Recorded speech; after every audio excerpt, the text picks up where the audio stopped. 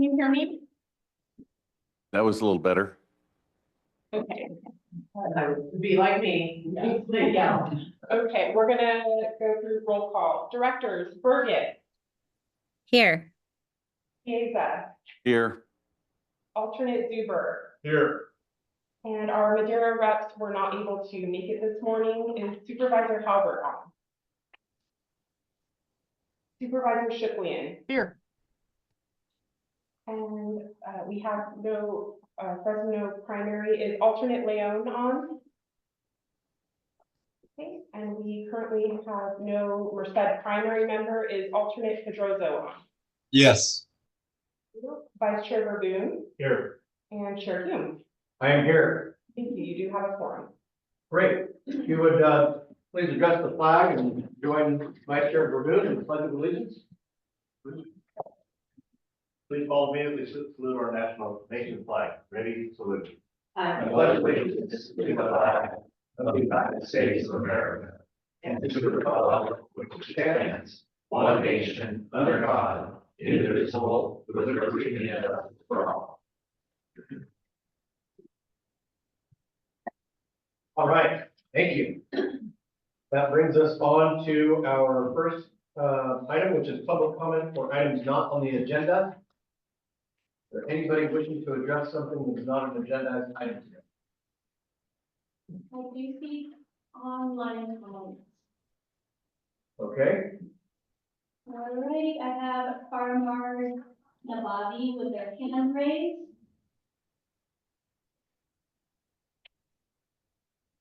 Hi, can you hear me? Yes. Thank you. My name is Faramars Nabavi. I don't own a car, so I depend on the Amtrak San Joaquins. Trips from Southern California to Northern California can take 8 to 12 hours each way, during which I depend on the cafe car food service on the trains to purchase not just one, but often two meals. I've been on trips with the new snack boxes, and a snack or two is not enough for long trips, some of which are even overnight. Without food, many passengers will opt to drive or take other modes. I might even have to rent a car. And this would undermine our state's goal to reduce vehicle miles traveled, carbon emissions, and non-attainment of air pollution standards in the San Joaquin Valley. Waiting without cafe cars for months, if not years, for a new food service that has not yet been established isn't really an alternative. In addition, the stations at which the greatest number of riders transferred to throughway buses, Bakersfield and Stockton San Joaquin Station, lack anything more than a vending machine, which is even inaccessible during the late night and early morning trips. Nor is there any other food vendor close enough to these stations that passengers would not risk missing their connections. Although the JPA consists of elected officials in the San Joaquin Valley, the Amtrak San Joaquins is funded by the state of California to serve all Californians. And so I would ask the JPA to take the needs of Southern California and Northern California riders into account. So please, save the cafe cars until you're ready to roll out an equivalent alternative. Thank you. thank you for your comments. Is there anybody else online that hand raised? We did get one question in the Q&A. From Kurt Thomas, when will the additional Sacramento trip become available on the San Joaquin? Seems like that's been delayed multiple times now. Do we have an authoritative date on when it will be available? Okay, we'll note that comment for the record, that question. Anyone else?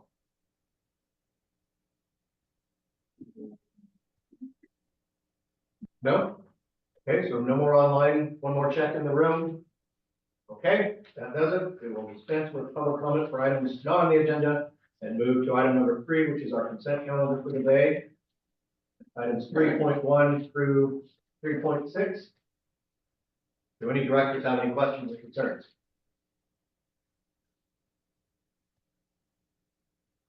If there are no questions and concerns, I'll make a motion to approve it for dinner. Second. Okay, I have a motion from Verboen, a second from Zuber. Roll call vote, please. Directors, Burgess, Aye. Linda, Aye. Nate Weaver, Yes. Schiffman, Aye. alternate Pedrosa. Alternate Pedrosa, Vice Chair Verboen, Yes. and Chair Hugh. Aye. Thank you, motion carried. Motion carried, great. On to item number 4, the most exciting item on the agenda for me personally. You'll miss it. Don't threaten me with a good time. Well, good morning. Next slide. It is that time. Often this occurs every 2 years. Sometimes we have some intermittent elections if someone is turned out of office that is in one of the office positions. You see here on the slide, basically the terms. They generally run for 2 years. There's a limit on consecutive terms in a particular role, either chair or vice chair, so that consecutive term is specific to either of those roles. The nominations, when we do need new members, new officers, occur at the first board meeting, which is our first meeting of this calendar year. And then nominations can be made by the floor from any voting member and does require a majority of the board present. Next slide. There's our lineup as we know it today. Chair Hume from the Sacramento area, Vice Chair Verboen from the Kings County area, and then our former Vice Chair, Supervisor Rodrigo from the Merced area. And so we have the Chair Hume has served 2 consecutive terms, and Supervisor Rodrigo is out of office at this time. So it does leave us, next slide, with the need to elect a chairperson and then up to 2 vice chairs. And I would just say generally, geographic representation spread around has worked very well, depending on where the body needs to get some community input, legislative input, so that spread of Valley, Sacramento area, Bay Area has been a good one, just for the needs that we have had. But it's a pleasure of the board to have that discussion and then hopefully elect our officers for the upcoming 2 years. Very good, thank you. I would like to take the chair's prerogative and I will put a motion forward that the current vice chair, who served diligently for the last 2 years, to be moved up into the chair's position. I'd be happy to second that. Okay, we'll accept Burgess as the second on that one and ask for a roll call vote. Directors, Burgess, Aye. Lisa, Aye. alternate Weaver, Yes. Supervisor Howard, Aye. Sorry, I'm late. okay, thank you for joining us. Schiffman, Aye. alternate Pedrosa, Vice Chair Verboen, Yes. and Chair Hugh. Aye. Motion carried. And let me go backwards, I apologize. I assume I need to call for public comment on this item? Yeah. Okay, is there any public comment? How about online? Seeing none online. In that case, I would look for a motion relative to the vice chair. Mr. Chair, Director Kay? thank you very much. So keeping with the regional proximity, I think we've done such a good job over the years, and we always look for hot spots. And I know that Member Burgess has the Antioch station is pretty important conversation we're having right now. So I would like to put her name in for one of the vice chairs. And then because of all the work that's being done in Sacramento, I would like to let you off the hook, but I don't want to let you off the hook because it is so important to have a face available to go to Sacramento, and it will be hard for the chair out of Kings County to do that on a moment's notice. And I would hope that you would be willing to stay involved. That would keep north, west, and south of the valley. And so I would put into nomination Director Burgess as one of the vice chairs and Member Hume as the other vice chair. We'll second that. Okay. I feel like Michael Corleone. Every time I think that mouth, they pull me back in. Roll call vote, please. Directors, Burgess, Aye. Lisa, Aye. alternate Weaver, Yes. Albert, Aye. Did you say me? Aye. Alternate Pedrosa, Aye. Chair Boone, Yes. Chair Aye. Boone. thank you very much. And does that take effect immediately? We can start at the next meeting if you'd like, or, oh, you can. You have a lot more. Well, I'll go ahead and start by saying, thank you for your vote of confidence. I will do my best to be at all meetings and be available, 24 hours a day, 7 days a week for this, organization. And I want to thank, Supervisor, Past Chair Hume for his, work, and, I don't think he might have missed one meeting in the 2 years, so, I want to thank you for your time served, and it is, it's been hard to follow you, but, thank you very much, and, looking forward to representing the San Joaquin Joint Power Association. Okay. And With I that- would like to say thank you as well. I appreciate the confidence and support. Thank you. Okay, we'll go ahead and move to item 5, and go to Brian.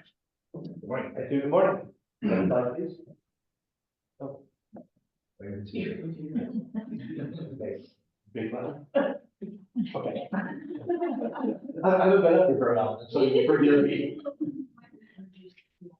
Okay. So this item is to adopt a resolution of the governing board of the San Joaquin Joint Powers Authority approving the transfer of maintenance of the state-owned Northern California passenger rail fleet consisting of 66 bi-level vehicles, 24 locomotives from Caltrans to the San Joaquin Joint Powers Authority, and authorizing the executive director to execute any and all agreements necessary to carry out the transfer. Next slide. Oh, wait,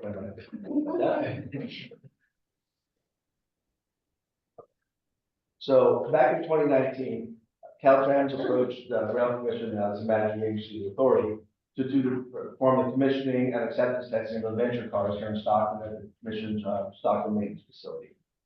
Along with that, they also requested that the commission take over the maintenance of the adventure equipment when it goes into revenue service over in Oakland at the maintenance facility in Oakland. We started that in December of 2023, performing the maintenance in Oakland, as well as bringing the equipment back here to Stockton for periodic maintenance and field modifications. So as part of that, what we did was work with the state to come up with more of a proactive maintenance program, very similar to what we do on ACE. Instead of waiting for things to happen, we see things and we go and we see a failure, we do a trend analysis, we start replacing parts right away. We don't wait till they all fail or some fail with one at a time. We continue to be more proactive in that to keep things in, for us, ACE side in very good condition.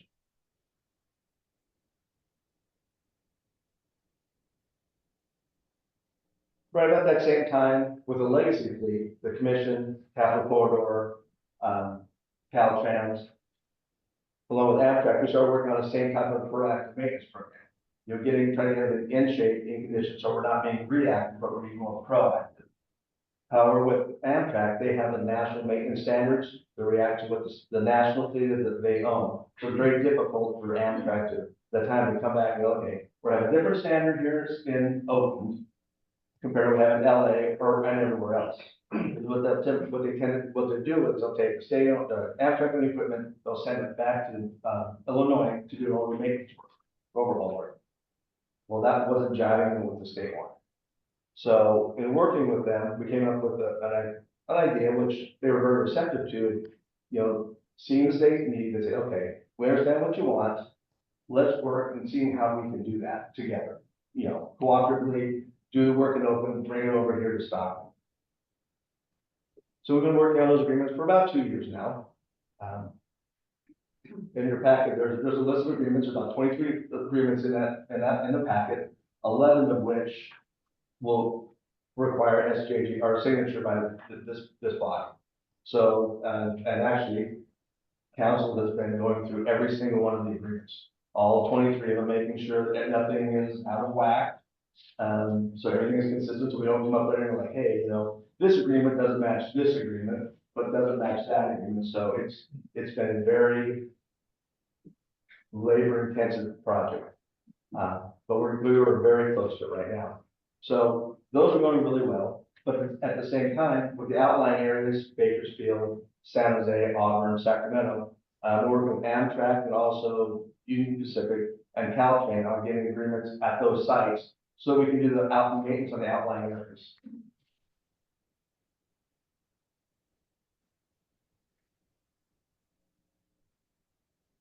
So with that said, the transition of all the equipment, not only the legacy fleet, but also now with the venture fleet, if approved, this is approved, the transition goes through, the JPA will be responsible for maintenance of everything in Northern California, all locomotives, all legacy bi-levels, and all venture cars. Currently, the bi-level fleet, legacy fleet consists of, like I mentioned, 66 bi-level vehicles and 24 locomotives. That will change as time goes on, as JPA's increased service. Some of these bi-levels will be headed down south, some locomotives in the south may come north. So it's going to be, it's a very fluid fleet that we're looking at. But what this allows us to do is the authority will have the oversight of all the equipment, all the maintenance. So as we see things come up, we're able to be more reactive, or proactive than reactive. So that's what we got direction for the board we got previously. So we're very excited about this. Amtrak is on board with it. So everything's going very well with that.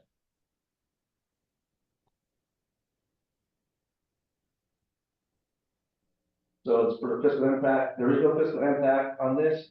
The authority reimbursed the annual business plan process under the other operations line item, which are approved by Caltrans and CalStuff. The way the invoicing works is the commission invoices the authority for the work, the authority requests a reimbursement, and then that money is transferred to the rail commission. If you have to answer any questions now, or I can give a recommendation, we can go from there. Thank you, Brian. Do we have any questions from board members? Do we have any questions from the audience? Okay, can we get a recommendation to us? Yes, a recommendation to adopt a resolution of governing board of Central Bureau Powers Authority approving transfer and maintenance of state-owned Northern California passenger rail fleet consisting of 66 bi-level vehicles, 24 locomotives from Caltrans to the San Joaquin Joint Powers Authority, and authorizing the executive director to execute any and all agreements necessary to carry out the transfer. Thank you very much. Chair, I'd be happy to make that motion, and I also want to express my thanks to Executive Director Mortensen for calling me and walking me through this. And as Brian mentioned, with the 23 different agreements, this is a very unwieldy process to get various layers of government and private enterprises to agree. I'll just restate again that putting the human rights transgression aside, China definitely is an easier time with rail because they only have to rectify one agreement. Do I agree with myself? And it happens. There's a motion for you. Second. Second by Supervisor or Mayor? Councilmember. So we have a motion and a second. This is a good item. I know as a business owner myself, it's nice to keep everything in-house, on track, take care of yourself. You don't have to wait for anybody to excuse to get things done. So this makes perfect sense. So Madam Clerk, please call the roll. Directors, Burgess, Did you want to do public comment first? Yeah, we should tell them no one stood up. We did just get 2 additional questions. They don't have to do with this item. Would you still like me to read them out?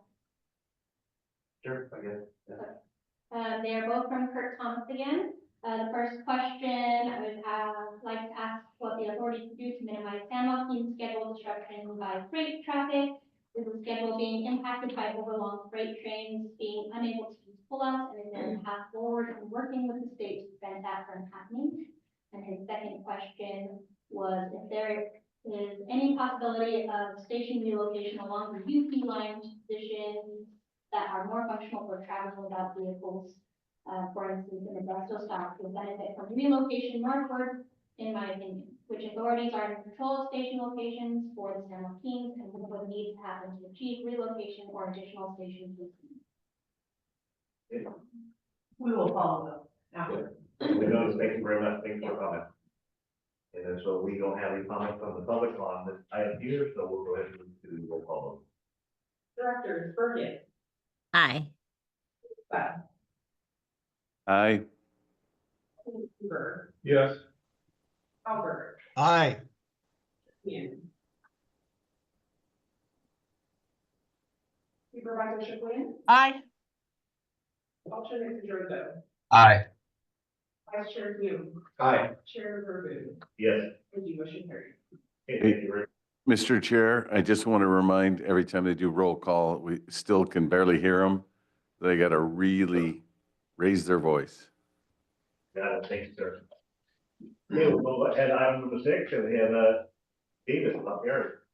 Yeah, good morning, and today we're gonna be talking about a project that's been going on for a little over a year, about adopting a signage manual, a signage wayfinding manual for San Joaquin stations. This is a project that was accomplished with the San Joaquin Regional Rail Commission as well, so this item is coming before you today for approval, but then we'll be going to the Rail Commission at their next meeting for approval as well. We also have an additional approval as a part of this project to the Stations and Facilities Committee, which is, as a reminder, made up of members of this body as well as of the Rail Commission body.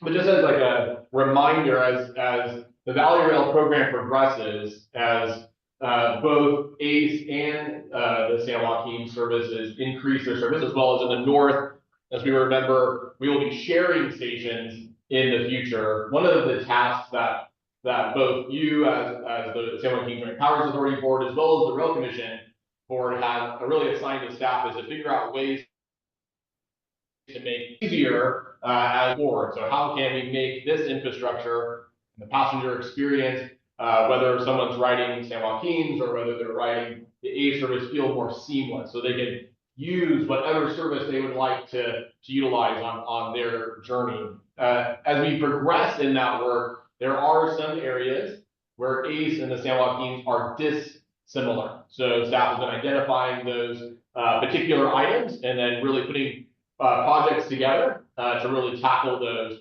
one by one. And here are a few of those areas. So one of them today is signage and wayfinding. So there's a completely different signage system for each service, and even the way that that's applied across the stations, as we'll talk about in a minute, is actually quite different.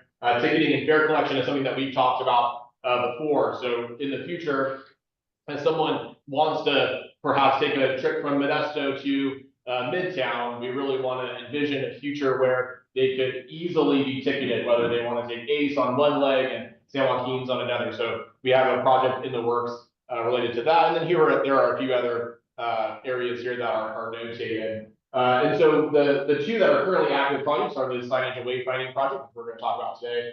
And then we'll bring back another item as the work on the ticketing integration progresses on into the future.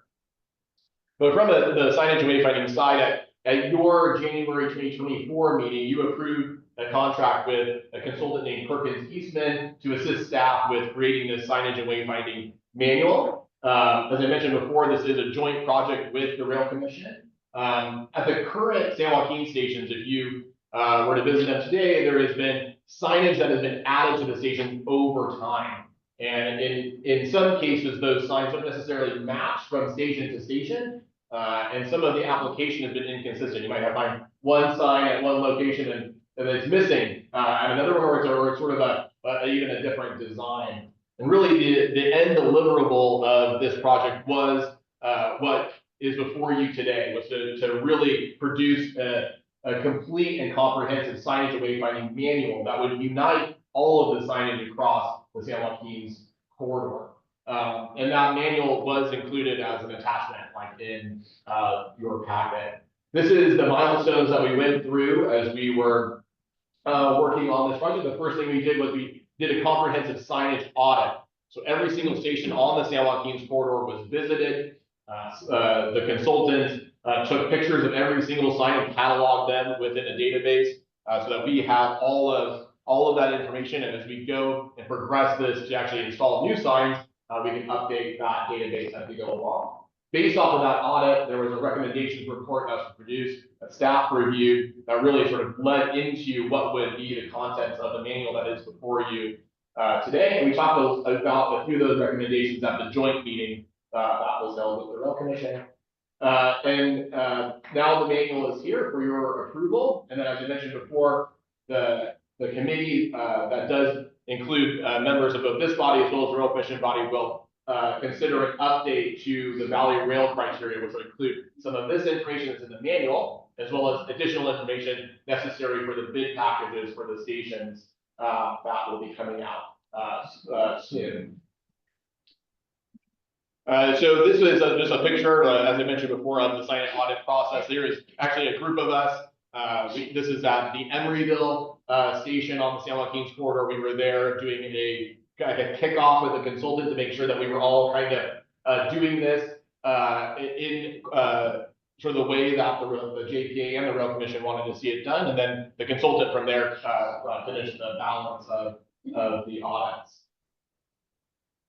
The project team developed and designed a unified station signage and wayfinding system. So I think one of the questions we needed to ask and then determine as a part of this project was, in the end state, were we going to end up with an ACE signage manual and a San Joaquin's signage manual and then a Valley Rail signage manual, or were there going to be some sort of combination in between? One of the things that we realized as we were going through this collaborative process was that there were key features of both the ACE brand as well as the San Joaquin brand that are shared. In particular, one of those being this very prominent blue color that ACE uses as well as the San Joaquin's uses. And in the end, what's before you is a unified manual that would be utilized at any station under your authority or under the Rail Commission's authority, and really it has that idea of unifying the two services together, at least from a signage and wayfinding perspective. Now, of course, there is representations of our brands, like our brand logos, but overall, the recommendation is to have a unified manual between the two services, as well as how that cascades into the new corridor that we'll be sharing.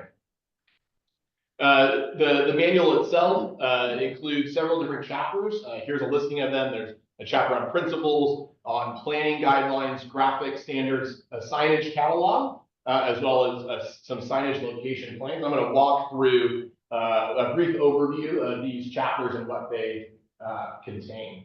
So from a principles perspective, one of the things that the Stations and Facilities Committee did adopt were some principles for the Valley Rail stations. And we begin this manual with the discussion of those principles, because they are principles that are not just shared by the Stations and Facilities Committee, but really shared by this body as well as the Rail Commission. And that is that we plan for stations and projects with the people first approach, right? The signs are there for the passenger and really putting the passenger first. How are they meant to utilize the station? The second is really having a value of serving everyone in our community. So one of the things you'll see as a feature of the manual is there's a lot of iconography utilized in the signage, really to make it language agnostic, try to help people navigate the stations, no matter what language they might speak. As well as there are some recommendations in certain areas for bilingual signage, as well as ADA-specific signage as well. One of the things that's important is design continuity, as I talked about already, this idea that this manual will be used by both services across every single station. It gives the sense that the corridors are unified together and people have an easy way of navigating them because they'll be similar. There's the focus on durability and resiliency as we selected materials for the individual signs, and then adaptability for the future. So one of the chapters is actually just a layout of how to design a sign to these standards. So because certainly we know today, though the signage catalog is pretty robust, we're going to find a sign like in the future that we didn't envision today. And so really the adaptability for the future is telling the future us, right? Like, well, how do you design that sign within these standards? The second chapter that is in the manual is a planning guideline manual. So it really discusses how to apply this manual. So we went all through all this work of creating the manual, creating the standards, creating the signage catalog, but how do you actually implement it? So there's some discussion about that. And we have a lot of different stations as a part of our corridor. Some stations that just have the San Joaquin service, and that might be a bit simpler to implement, but we have other stations where we share with the Capital Corridor, with Amtrak long distance service. So how do we navigate those different environments where there might be other manuals in play? As well as, how to plan each sign within the passenger journey. So again, that people first approach. So what sort of information does a passenger need when they sort of enter the parking lot? And then what sort of information does the passenger need when they get to the plaza? And then on onto the platform, right? Discussion of that. And then there's some signage types and categorization that's included in this chapter as well, kind of really laying out the landscape for what this means.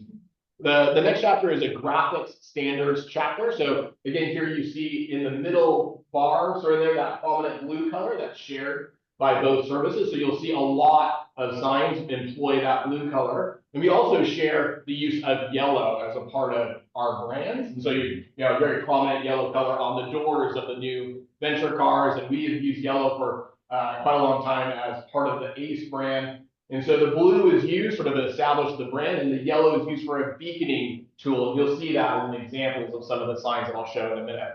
But really, this lays out everything from what fonts are you allowed to use, what colors are approved, all of the icons you see sort of like underneath that color palette, the icons that are approved to use, so that every sign uses the same icons, as well as how to use our individual service logos. And then the next is a complete signage catalog. So this is really detailed out in these matrices here. It includes every single sign that you might find at a station, where it's appropriate to be used, as well as some shop drawings to actually produce these signs when we begin to install them. And I'll go through a few different types. So this is a monument sign that would be more near sort of the entrance of the station on the roadway. You can see sort of its scale next to a vehicle. Again, the employment of the blue that sort of matches our services, and then this beaconing of yellow indicating this is a train station, right? You've arrived at your train station. In the next slide, what you'll see is another version of this. So there might be areas where that large landscape sign doesn't work, right? You don't have enough room to put it at the entrance of the station. So here's a more vertical version of that. This could also be employed in the plaza space of a station, but you can see here not only the beaconing of what kind of station they're at, but the station name, the address of that station, as well as how the service logos would be represented. And we can certainly add more to these in the future should additional services serve the stations that these are employed at.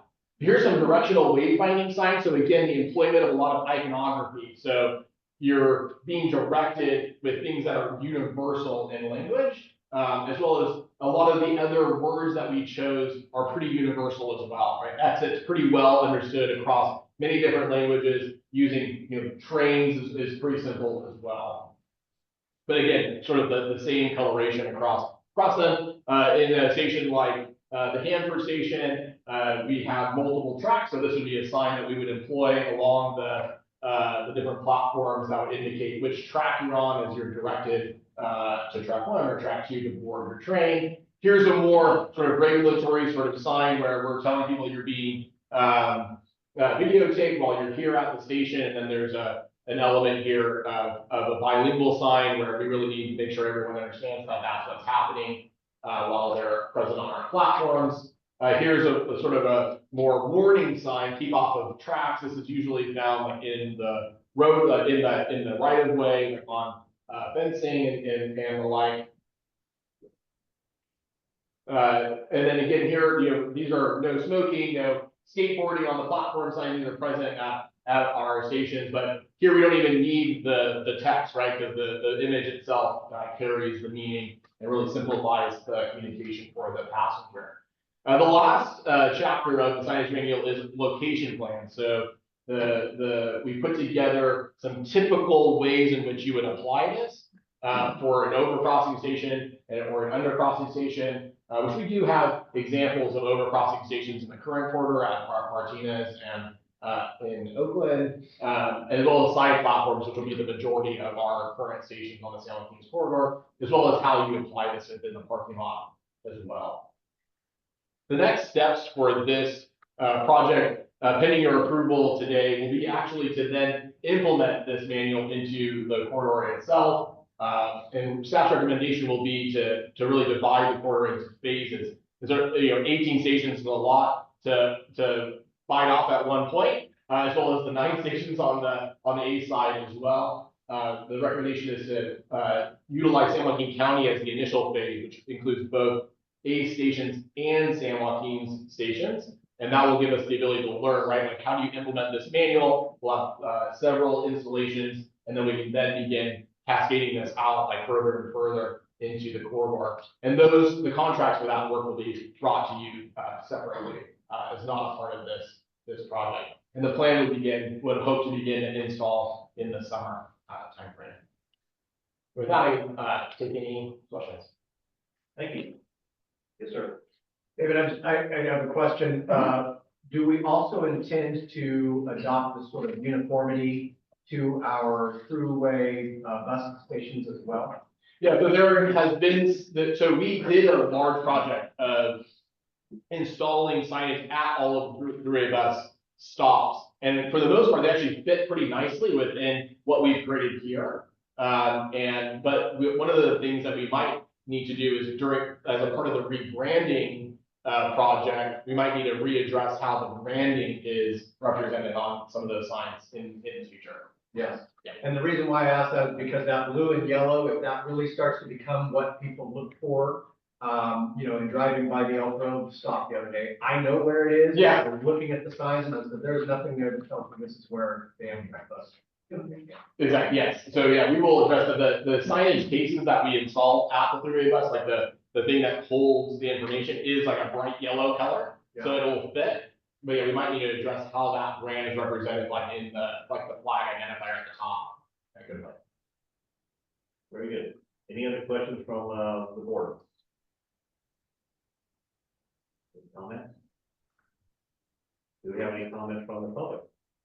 I do see a few comments online. Okay, online comments? Right, one comment from Mr. Kurt Thomas, the signage is great, glad to see it happening. And then a second comment from Joel Campos from SJPA, asking what ADA feedback from any people or groups has the agency received prior to presenting this regarding color contrast or fonts or structure? Yeah, so as a part of this project, we had an ADA signage expert as a part of the team, the consultant team. The signs have been reviewed both for contrast and compliance, as well as we've actually gone beyond that in terms of some of our recommendations of how to sign within the station area. In addition to that, at the very end of this document is one page about this technology called NaviLens, which is a product that sort of uses these dynamic QR codes to lead passengers through dynamic environments like a train station. And so that is an area that we're continuing to explore to not just provide the minimal that's required from the regulation, but go beyond that into the future. Thank you. Hope that answers the question. Do we have anybody else online or in the audience? No. Okay, thank you very much. Okay, this is an action item. We'll bring it back for a vote. Move staff recommendation. Moved Second. Second by Hubert. Albert? Yep. Madam Clerk, please call roll. Directors, Bergen, Aye. Piesa, Aye. alternate Zuber, Yes. Albert, Aye. Schiffian, Aye. alternate Pedroso, Yes. Vice Chair Moon, Aye. Chair Lagoon. Yes. Thank you, motion carried. Okay, thank you very much. We'll move on now for information item and the correct, Dr. Hamilton is going to speak on that. Morning. Yes, thank you, Chair Boone, Michael Hammond, and we are here to kind of introduce the teaser for the annual business plan. And this is, the time of year where we really start working as staff to look at our annual business plan, make any updates that are needed as the guiding document for JPA. So again, we really do identify the authority's intentions for the next two state fiscal years. And as part of our administrative responsibilities, it helps emphasize our service that we provide, and we do submit a draft by April 1st. So we will review that first draft at the next board meeting, and we will submit to CALSTA the final draft by June 30th. So we do is reviewed and approved by the state as board and the public to help provide any kind of appropriation requests.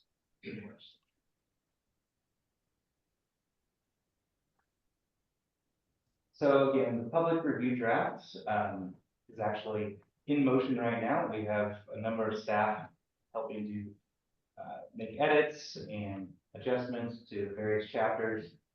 We will be releasing that draft for public review by the general public and board members, of course, in either late February or early March, so that we can bring that to the board. March 21st meeting. Again, that meeting will be looking to go over any sort of comments there and look to bring that final draft.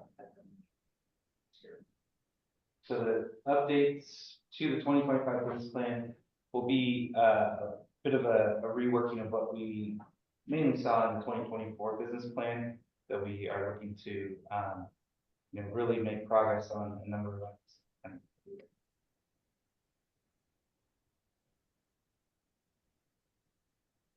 So one of the highlights that was actually brought up earlier, we will be talking about the implementation of the 7th round trip, bringing that back after kind of precision in COVID.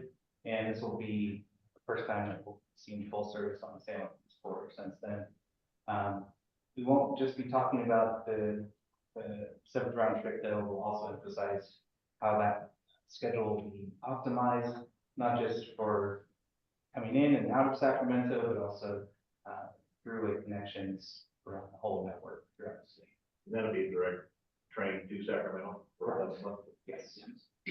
Into Sacramento Station. That answers the question we had earlier on the career comment. And then we also really emphasize our continued coordination with high-speed rail. Again, it's critical for not just this body's rail commissions, linking up with that project in Merced and throughout the statewide network as well. So with the connections,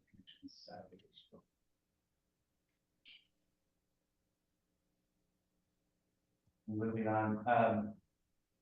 Another exciting thing that we are actually ramping up this year is work on the Cross Valley Corridor in coordination with Tulare Council of Governments and Kings County Association of Governments. We are not just planning for a rail service, but there's a kind of interim bus service that's being funded and looking to be operated down there. And ahead of that plan, or ahead of that rail service, the plan itself, we are working with the city of Hanford to coordinate their planning efforts around the East Tulare Station and its interconnection with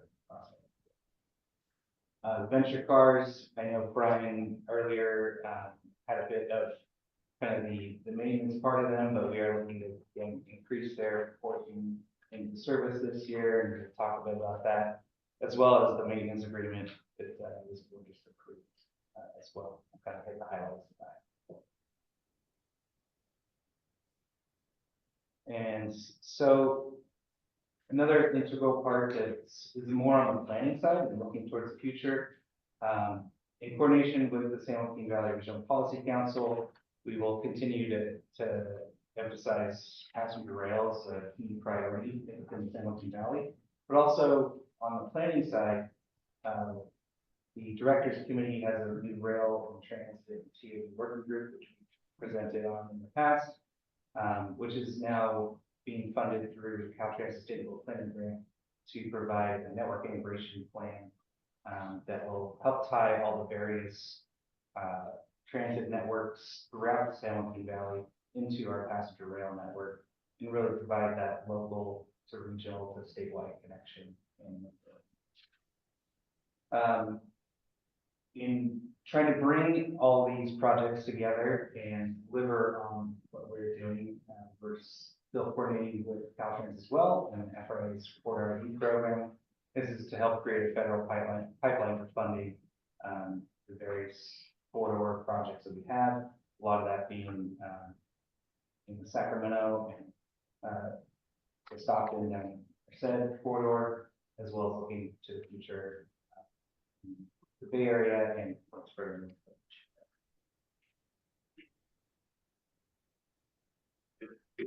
And next, we do want to hit the highlights of the signage and wayfinding and ticketing program. I know David just had a very comprehensive presentation about those efforts. We will be wanting to hit the key items though, and make sure that, you know, these are really codified in document here. And then lastly, we certainly want to talk about the authority's transition to the food and beverage amenity. This has been obviously a point of interest for many on the service, and so we'll be emphasizing kind of our next steps and how that's going to look going forward, and as well as the rebranding effort for the service. I know in the next meeting or two, David will have another update to bring to this board as we kind of work through the iterations and feedback from the board as well. So that'll be highlighted there. So at this time, certainly pause for questions if there are any. Any questions from Michael? Any questions from the audience for Michael? Do I have the audience on information? Do I have the audience for information? Yes, they have, we do have a comment. Oh, do you have comment? Okay. Mr. Marble. Good afternoon, Mr. Bonbro.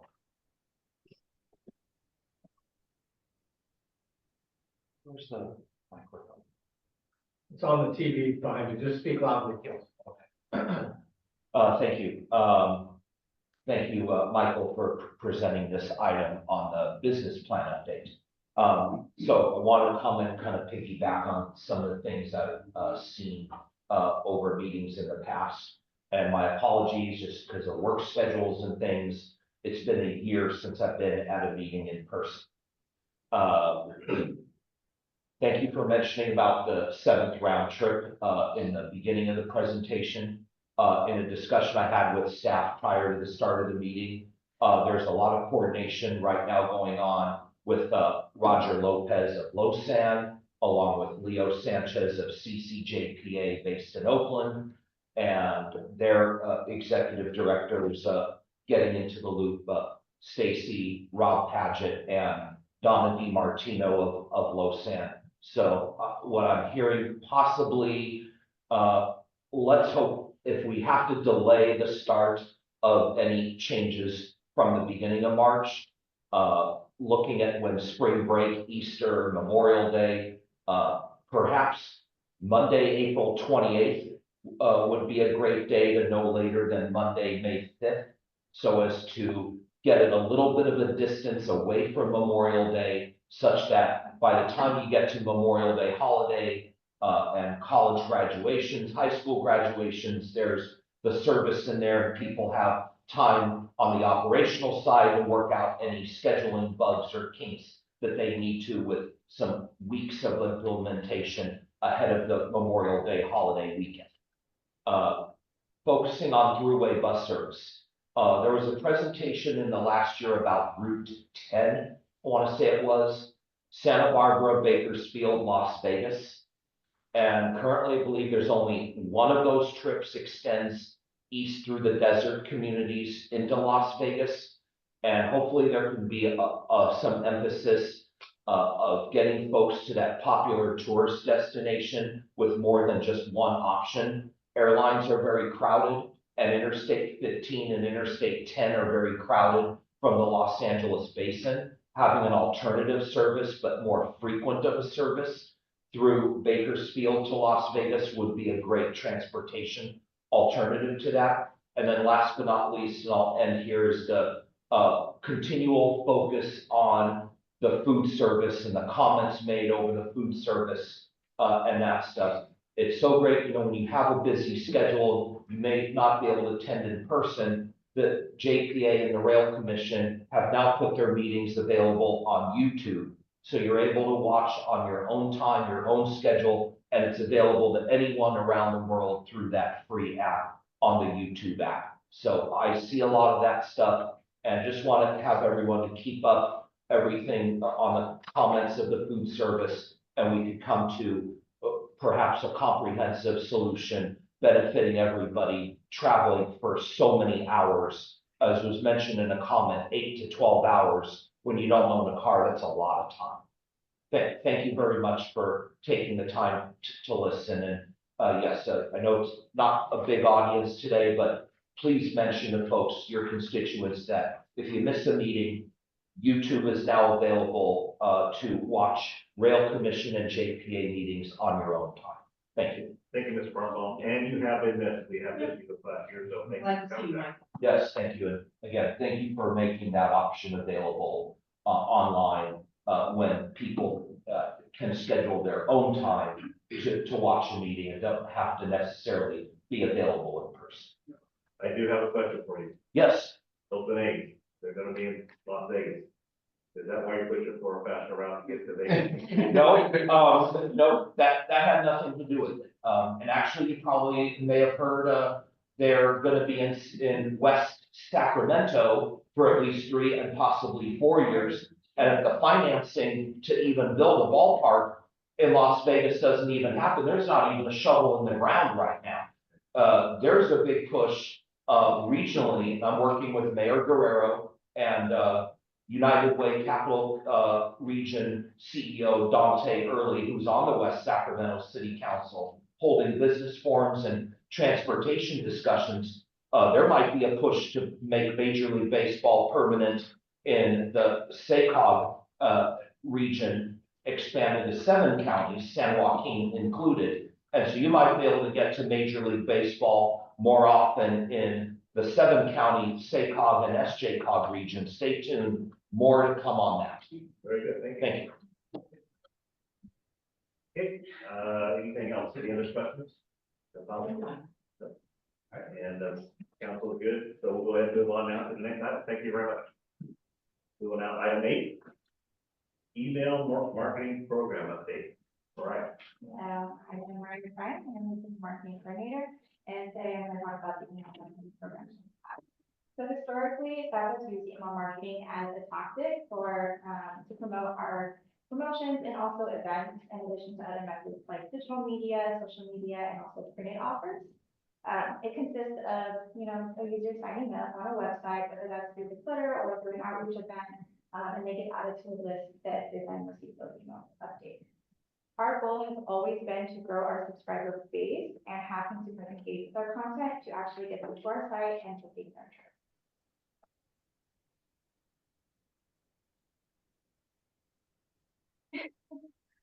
So recently we noticed that there was a huge increase in our bounce rate, and this is just undeliverable emails for writers.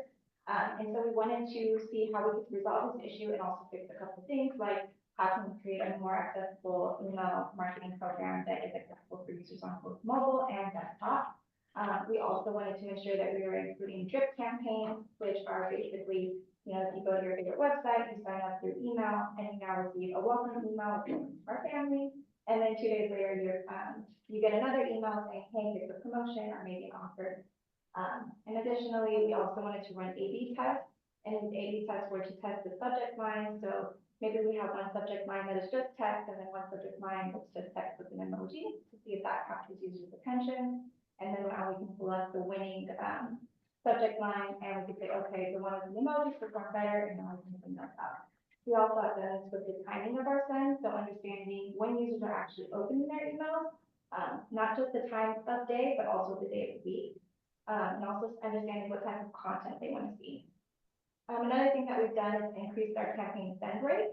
So we went from sending emails once a month to now 3 to 4 times a month. And the biggest part with this is tracking our unsubscription rate. So with that, we have not seen a higher unsubscription rate, so that's always a good sign. And additionally, we have built out audience segments. So this is ensuring that we're getting the right emails to the right people. So if somebody is super interested in Yosemite, we now have a segment that is just Yosemite and will only send to them versus sending out to our entire list. So drip campaign. So the email that I described to you as signing up and now receiving an email sequence on day 1 and then a few days later. We've actually updated our creatives for this. And this is, again, the first initial communication that we get with the consumer that has signed up. This is meant to build a relationship with riders, providing them with gradual information. So again, welcoming them, and then a few days later, maybe sending them an offer or vice versa. Additionally, we created new desktop and mobile-friendly email designs. So typically in the past, or historically in the past, we had one email design, and that went out to both mobile and desktop users. And so sometimes it wouldn't optimize, and it wouldn't look appropriate on your screen. So now we fixed that issue. We've also segmented our content into categories. So now we have trip inspiration, promotion, partnerships, and news.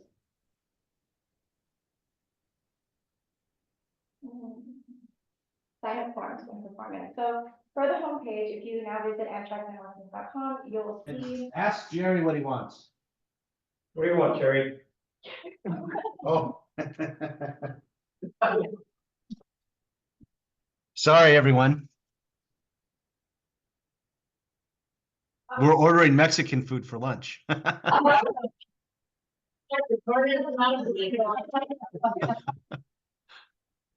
My bad. Okay, so the homepage pop up on our site. So you'll see here in that first video that we have the background of the website, and then with that is a pop-up that you will receive. You'll enter your first name, your last name, and your email. With this new email platform, just called Klaviyo, we are able to also collect that user's data, their IP, so we actually get their location now. Previously, we did not have that. This has actually increased our subscriber rates by 5x per month. Additionally, with these sign-up forms, we're able to create multiple ones, but we can create now a standardized one for each of our outreach partners. So each of our agencies that we work with, if they have an event, they have one QR code that they use, and we're able to track the data on the back end of how many sign-ups they're actually getting at this event. And again, in September, we had 13,000 subscribers, but again, as I talked at the beginning, we had a 24% bounce rate. That means that these emails are undeliverable, that they're either getting to the inbox, their inbox is full, the email address is no longer being used, whatever the issue was. We ended up doing a list cleaning, which dropped down our bounce rate to 1%, but also dropped down our active subscribers to 10K. But this is good. We'll build those subscribers back up because our average click rate as well. So when a user opens an email, instead of having a 1% click rate, we now have a 5.54% click rate. That means that more people are actively getting to the site.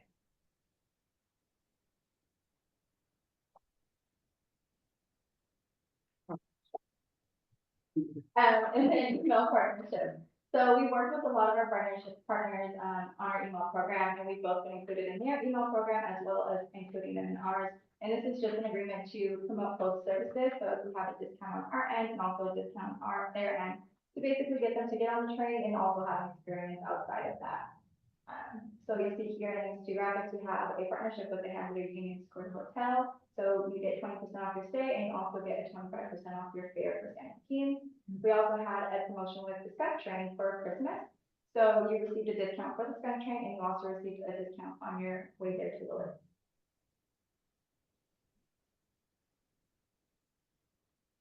So this is a nice little graph of our email marketing performance, and this is based on the previous 2 months versus the past 2 months.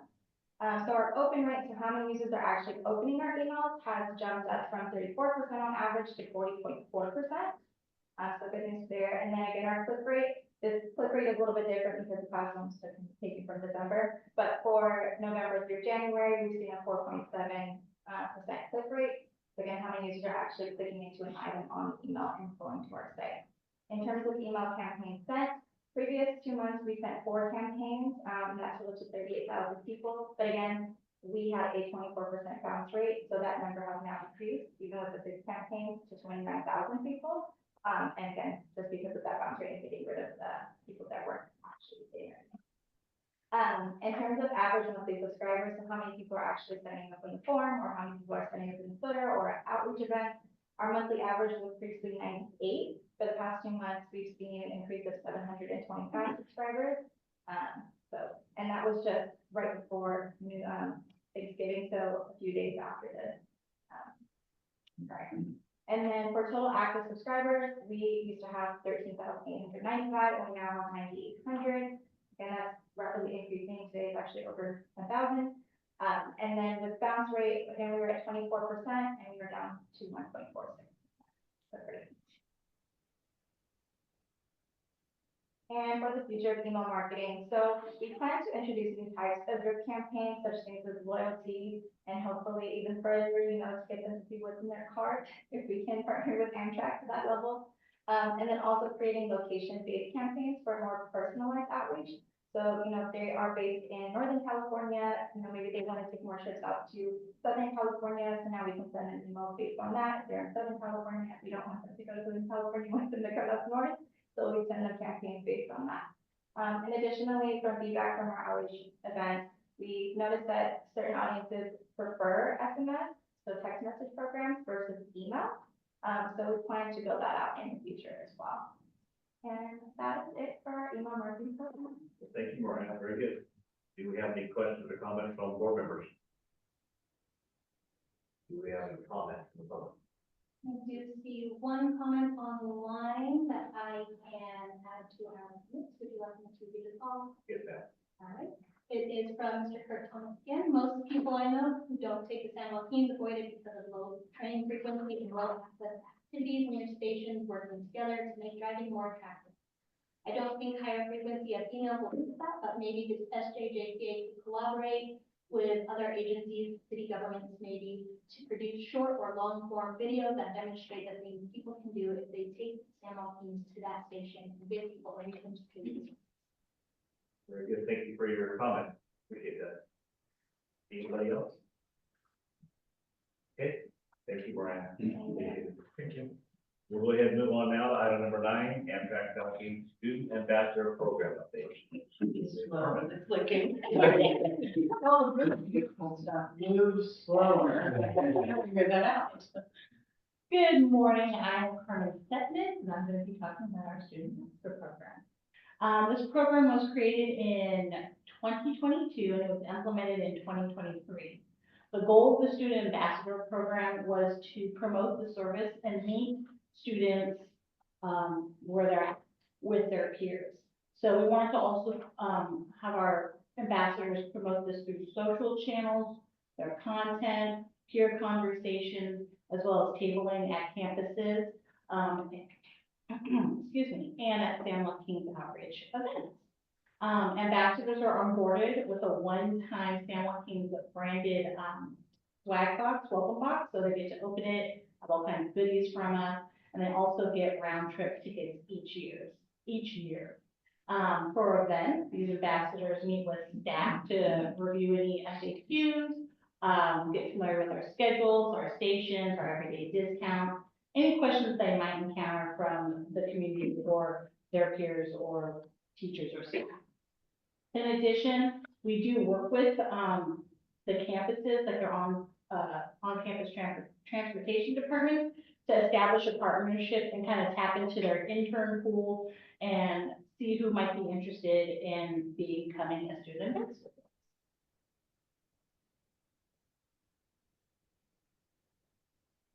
Okay. And how does a student become an ambassador? Well, we promote this program on our social channels, Instagram, Facebook. We also partner, as I mentioned, with transportation departments and post it on their social channels. We promote it at community events as well as college campuses as we table. We use this flyer and have it set out so students can easily come by, scan the QR code, which is the black and white checkered box right there at the bottom. They can usually just open their phone, scan it, and it'll take them right to the application. And they can do it as they're walking, back in their dorm room or at home. It's very easy. And then once they do apply, we receive those applications, we review them, and then if they are approved, we do send them their welcome letter.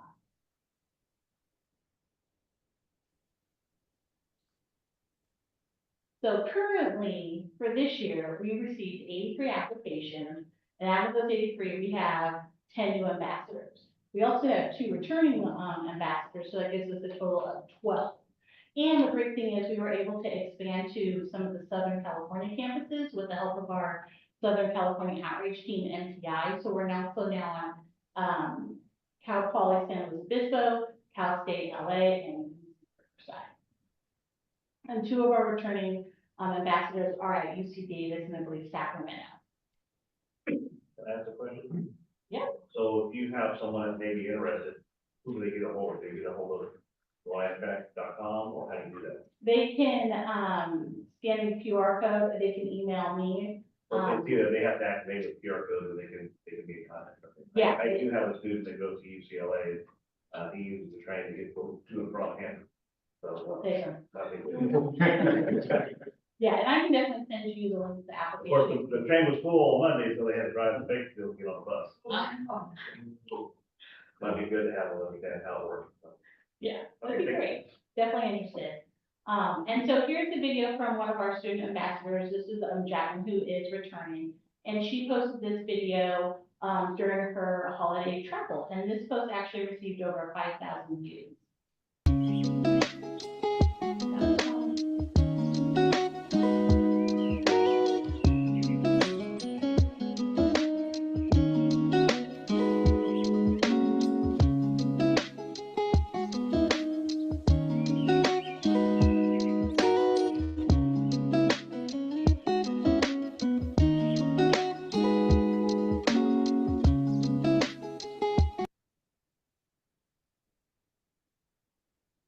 And so this is kind of a great example. We want them to highlight our amenities, show how easy it is to get on the train, get off, where it is.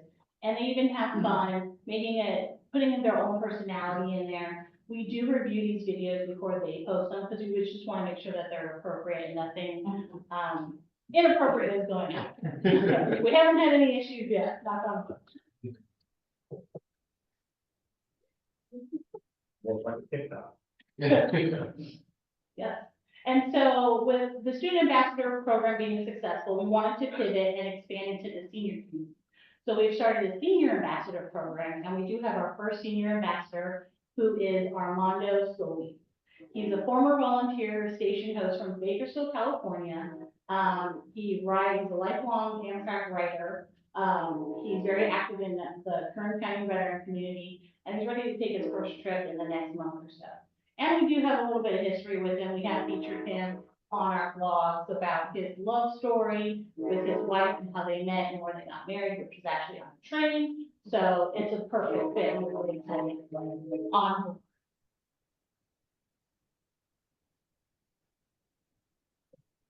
I'll take any questions. Thank you very much. Any questions from the board? Do you have any comments or? Nothing? Okay, well, thank you very much. I look forward to seeing you on. How old you got? Are you interested? I mean, I might have that something to do. Okay. I think I missed it, a lot, but I think that is what he's, very, very well. Yeah, he's really great. He's really outgoing, and I think he's going to be really, really wonderful as an ambassador. So I'm excited to see what content he creates and where he goes, and how he resonates with our audience. Yeah, appreciate it. Okay. That's it. Yeah, she's got me again. Not coming yet. Yes. Item number 10. Just reminding you, sometimes it's hard to hear you all, so try to speak as loud and towards the microphone as possible. Thank you.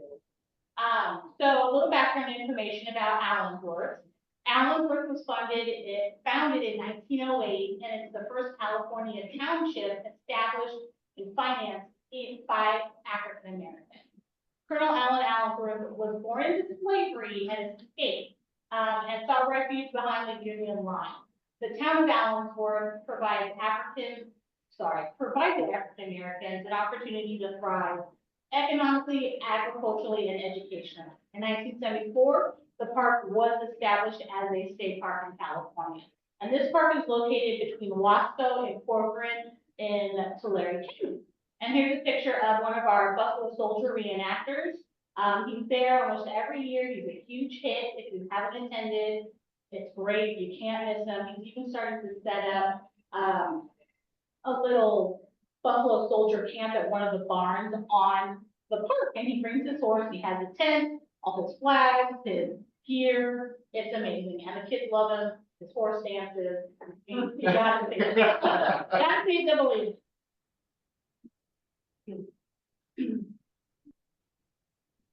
So, in 2024, with the help of our staff and our Bay Area marketing outreach team, Winter Consulting, the San Joaquin was awarded a Route to Parks grant in the amount of $33,034. This grant funding was used to conduct outreach to this disadvantaged communities to educate them about Colonel Allen Allensworth and the township, and to help them overcome travel barriers by covering transportation costs on the train, as well as providing food vouchers for them to enjoy at the park during these events. So some of the successful outcomes of using this grant, we were able to transport 287 students from the Fresno Unified School District to the park for the Black History Month celebration that happens in February. We also were able to carry over 690 passengers for Juneteenth celebration, which I think is our record high. We also were able to provide transportation to 390 passengers in October for the rededication of that. So we're very, very proud of this accomplishment and excited to have that grant. And so with the success of that, we decided to apply it again. And we applied for $40,500, but we were awarded $50,000. So we're really excited about that and to use those funds this year to take even more students and organizations to the park. So where did you get the grant from? Routes to Parks? Grant? Routes to Park, yes. Okay, all right. And so if you ever need the assistance looking for money, then we take from that and we can help you with it. A lot of us go to DC and Sacramento a lot for another issue, so sometimes we can always ask for you. So don't be afraid to reach out to us. That would be wonderful. I'll never say no to that. And so, You never know who's listening, you know, you might get the right person. yeah. So, you gotta be available, to And- have the right information at all times. Yeah, and this is such a hidden gem in the valley. Like, I didn't even know about it, and I'm so glad I get to work with the Friends of Allensworth, who are a nonprofit, who are a part of the park, and just helping people get there. And I'm really excited to share this video from a group who went for Black History. The gentleman who's speaking first is actually a descendant of Colonel Allen Allensworth. Because Allensworth is just not about African-American history. It's a significant part of California's history. And we're going to enjoy the heritage of our people. More importantly, is our parents used to come to Allensworth to tell us about it. So we're just living that legacy to honor our parents and honor the heritage of Black folks here in California. Just that it's been a great ride with Amtrak, and we are super grateful for you guys, and we are looking forward to the future with Amtrak. And that was Sasha. She's the president of Friends of Allensworth, and so she's been a really great partner. They shout us out on the MC when we're there. They've given us a nice big signage there, and people will take pictures and come to us. We're the train lady and train man. Whenever people are asking questions about the schedule, or the train lady. So it's been a really great experience being there and being able to take people to this park. Now, what day are we doing, Black History Month? So we are not doing it this year because we really want to focus our efforts on the rededication and the Juneteenth, since that is their two big major events. Not to say that we won't do it in the following year, but we really want to focus this year on those two events. And I'll take any questions. Do you have any questions from the board? Do you have any questions that are online or from the audience? Seeing them. Okay, we're off the hook. Thank you very much. Thank you. Thank you. Okay, we're gonna go ahead and go to board member comments. Do we have any board members that have anything to add to our meeting today? Nothing there, nothing online? Everybody's had enough this Friday? Okay, we'll go up to now, item 12, executive director report. I read through and I will be quick. Just that we are gonna plan to have a joint meeting with the San Joaquin Rail Commission in March. And so Jackie is masterfully trying to run the chessboard, because we will both need to have short meetings, conduct our own business for our own boards. And then we have a joint meeting where we've been able to do a lot of briefing and get some thoughts about strategies for the future. I will ask Jackie to pull you if you have a specific topic you'd like to add to that joint workshop. We definitely want to make sure we're covering things that are of interest to you, so you're ready for this next fantastic year. So When do you see that meeting happening? We're in March, so coming up, and I think we're down to 2 potential dates, the 5th and the 19th. And so we're still bouncing those around. If that doesn't work for a good majority of the new officers, we'll keep working. And if we need to move it to another month, we will, but I think it's very worthwhile. I'll say if I could be, but I could be around 19. Okay. And that concludes my report. Thank you. Okay, thank you very much. Well, if there's nothing more to add today, we'll go ahead and adjourn. And thank you everybody for coming and being online. And we wish you a happy weekend and a happy new year. Thank you. Thank you for your time. Thank you. Thank you. Thank you.